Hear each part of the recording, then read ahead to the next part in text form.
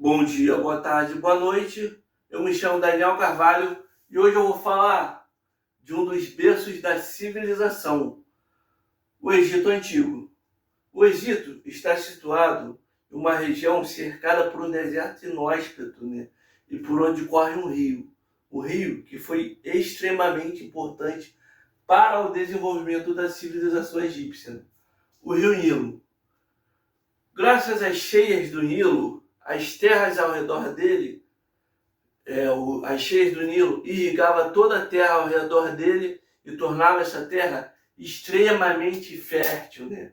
O que possibilitou aí as atividades agrícolas, né? Como a plantação de cevada, de trigo, etc, etc, né? O Nilo corre do sul para o norte, né? E deságua no mar Mediterrâneo, uma região chamada Delta do Nilo, onde estão as terras mais férteis do Egito, né? Como dizia o historiador Heródoto, o Egito é uma dádiva do Nilo, né? Com o passar do tempo, né, diversas comunidades foram se assentando em torno do Nilo, né? Aí, e o líder dessas comunidades, geralmente essas comunidades eram chamadas de nomos. E o líder dessas comunidades era chamado de nomarcas, né? Com o passar do tempo, o Egito se dividiu em duas regiões, o Baixo Egito ao norte e o Alto Egito ao sul, né? Muito do que se sabe sobre o Egito se dão por conta das obras de um historiador chamado Manetão. Ele diz que Menes se tornou o primeiro faraó ao unificar o Alto Egito e o Baixo Egito, que de certa forma entraria em contradições aí com achados arqueológicos, né? Que indicam que o primeiro faraó, quem unificou o Alto Egito e o Baixo Egito, se chamava Narmer, o que gera muitas discussões aí entre os egiptólogos, né? Sobre quem foi o primeiro faraó, se o primeiro faraó, se Menes e Narmer são a mesma pessoa ou se são pessoas diferentes, né? Bom, o faraó era visto como uma divindade da terra, né? Ele era visto como a reencarnação do deus Horus, né? Os egípcios, né, desenvolveram um sistema de escrita chamado de hieroglifos, que era uma série de imagens, né, que representavam aí a fonética, né? Eles também valorizavam muito a vida após a morte, né? Eles desenvolveram a prática da mumificação, né? O corpo era extremamente bem preparado ali, né, para preservar o corpo, né? Acreditavam que o corpo deveria ser muito bem preservado para a vida após a morte, né? Então a mumificação, né, preservava o corpo aí por milênios, né? Quando a capital é transferida para Mênfis, o Egito entra num período chamado de Império Antigo. O Império Antigo também é conhecido como a Era das Pirâmides, né? O faraó Djoser, sobre o auxílio do arquiteto Imhotep, ele cria a pirâmide de degraus. Depois dele, o faraó Seneferu, né, ele cria a pirâmide de Meidum, né, que o revestimento dela acaba desabando, né. Depois ele cria a chamada de pirâmide curvada, né, que teve uma série de problemas aí de instabilidade. Então o ângulo dela teve que ser mais fechada, né, a base tem um ângulo, depois ela acaba tendo um ângulo mais fechado, né, por conta desse problema de instabilidade, né. Depois ele cria a pirâmide vermelha. Essa aí é considerada a primeira pirâmide bem sucedida, né. Depois foi criada uma série de pirâmides, né, ali no complexo de Gizé, né. Essas pirâmides eram usadas como tumba por faraó, né. No complexo funerário de Gizé foram criadas os faraós Quéops, Khafre e Mykerinos. Eles criam, né, as pirâmides de Gizé, né. Nesse tempo também foi criado a Esfinge, né. Acredita-se que o rosto da esfinge é o rosto do faraó Khafre, né? As pirâmides de Gizé é considerada aí uma das 7 maravilhas do mundo antigo, né? A primeira a ser construída e a única que ainda está de pé, né? E tem uma série de teorias, né? Como essas pirâmides foram feitas, né? Até hoje é um grande mistério aí, né? Como foi usado rampa, né? Tem uma série de mistérios em torno dessas pirâmides aí, né? Com o tempo, né? O passar do tempo, o Império Antigo começou a entrar em crises secas, né?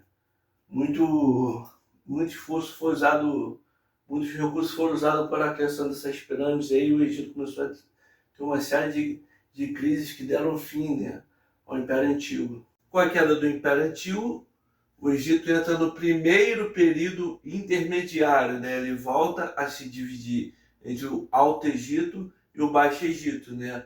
O Baixo Egito que tinha como capital Tebas e o Alto Egito que tinha como capital Heracleópolis, né? Ele ficou dividido até que o faraó Mentuhotep do Alto Egito ele consegue conquistar o Baixo Egito e reunificar, né, dando início ao Império Médio. O Mentuhotep organiza diversas conquistas ali na Núbia, região da Núbia, né, ao sul do Egito, né, no atual Sudão, né, ele expande a influência do Egito ali até a região do Sinai, né, etc, etc. Né, o faraó Amenemés I ele transfere a capital de Tebas para Ititaui, né, e o faraó Sesostri III foi um dos grandes faraós aí desse período, né? Ele é um faraó guerreiro, né? Ele organiza expedições militares ali na região da Núbia, mantém a influência sobre a Núbia, né? Chega a organizar expedições até ali a região da Palestina, né? Ele constrói diversas fortificações, né, no Império, né? E ele torna o Império mais centralizado, né? Ele reduz o poder ali, suprime o poder ali dos nomarcas, né, que tinham ganhado muito poder aí no reinado dos faraós anteriores, né? Suprime o poder dos nomarcas e torna o Egito mais centralizado, o poder mais centralizado, né? E o Sesostri era visto aí como uma lenda ali na Grécia, né? Os gregos diziam que ele foi até a Europa, né? Bom, depois do Sesostri III, o filho dele, Amenemés III, né? Ele governou aí um período mais pacífico, né? O auge aí do Império Médio, né? Fez várias construções aí, né? Como o labirinto de Hawara, né? Que o historiador Heródoto dizia que era mais grandioso do que as pirâmides, né? Estabelece aí diversas relações comerciais com os outros povos, né? Então, com o tempo, né? Com essa prosperidade do Egito, começa a vir diversas migrações de povos vindo da Ásia, né? Diversos povos começam a habitar no Egito, né? Até que um povo chamado Ixos começa a migrar e invadir o Egito, né? Os Ixos, eles tomam o poder do Egito, né? E empurram, né, os egípcios ali até o sul, até a região de Tebas, né? Então eles mantêm o controle, os Ixos entram no período dos faraós Ixos, né? No segundo período intermediário, né? Onde o Egito se torna vassalo dos Ixos, né? Eles passam a pagar tributos aos Ixos, né? Eles ficam restritos ali à região de Tebas, né? Enquanto os Ixos passam a dominar o Egito, né? Ali tendo como capital Avares, né? Bom,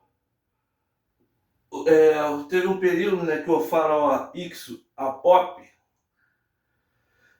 manda uma carta pro faraó egípcio de Tebas, Sequeneire, dizendo que o tanque dele de hipopótamo estava incomodando o seu sono, né? Sendo que Avares ficava a quilômetros de distância ali de Tebas, né? Então Sequeneire viu isso com uma grande afronta, né? Com um grande insulto, né?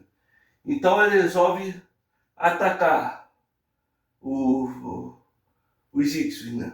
Bom, a múmia do Sequenem foi encontrada com a perfuração no crânio, indicando aí que ele morreu em batalha, né? Então esse tempo de dominação dos egípcios durou até que o faraó Amoses consegue liderar uma revolta e expulsar os egípcios do Egito, né? Expulsando eles até a região ali da Palestina, né? Dando início ao Império Novo. Então é isso. Adeus. Até logo.